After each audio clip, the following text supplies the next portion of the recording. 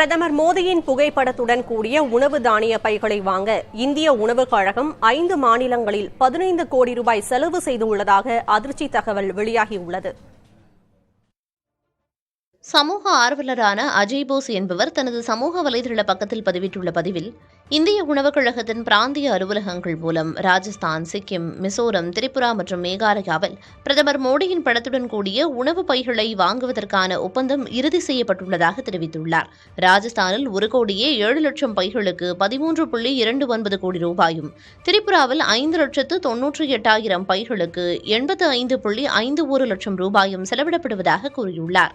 மேகாலயாவில் 4,22,000 பைகளுக்கு 52.75 லட்சம் ரூபாயும், மிசோரத்தில் 1,75,000 பைகளை வாங்க 25 லட்சம் ரூபாயும் செலவிடப்படுவதாக குறிப்பிட்டுள்ளார்.